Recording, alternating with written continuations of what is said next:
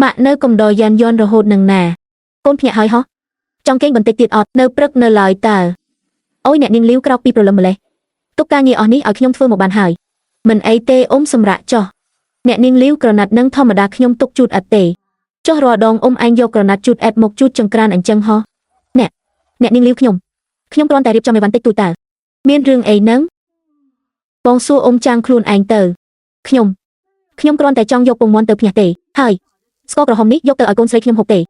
Trang thưa ảnh chân miên này tham ếch. Tét khnyom ở anh hộp mình cục gron mến. Lục châu dục vô đọc khnyom đã chui mơ thai côn lô bần mán năm nịp hồng. Lực lên ở khnyom mà đông tờ nà.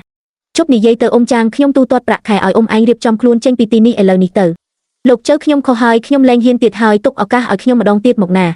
Ní bạc khai khai ní khnyom tu tuột ở khnyom ở lơ pram ria chặt tục chia sầm nòng. Tới chót ngày cõi mình bạch một tiệt tề. Ôn đăng đôi rồi biệp mấy. Khó ao côn nâng song chươngមនុស្សធំ bọc ly lòngគ្នាកូនក្តៅខ្លួនកណ្ដាលយប់គាត់ធ្វើពុតជាដេកលក់មនុស្ស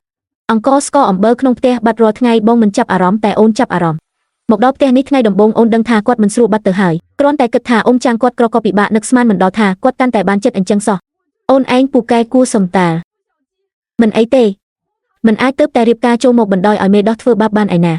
រឿងក្នុងផ្ទះថ្ងៃក្រោយស្ដាប់តាមអូនទាំងអស់មើលអីនឹងកូនអ្នកមីងឯងពូកែជាងចាងហើយក៏ពូកែជាងប៉ាដែរមិនប្រកបទេក៏ស្ថានចិញ្ចឹមមន់ប៉ាកូនធំប៉ុណ្ណឹងគាត់ក៏ពូកែណាស់ដែរតើហឺសៀវហួរយន់មកញ៉ាំបាយកូនយូហ្វាងថ្ងៃក្រោយអូននៅផ្ទះសម្រាកទៅបានហើយលុយក្នុងផ្ទះចាយគ្រប់គ្រាន់តើមិនបាច់រវល់ធ្វើការងារអស់នេះទេអូនមកនេះមិនមែនមកធ្វើជាជំទាវទេអូននៅស្ងៀមមិនបានឡើយបងយកបញ្ជីស្ថានមន់មកឲ្យអូនកាន់ទៅអូនឯងចេះមើលបញ្ជីម៉េចមិនជឿអូនហ៎មិនមែនមិនជឿទេគ្រាន់តែបញ្ជីបងគាត់វារៀងញ៉ៃញ៉ៃបន្តិច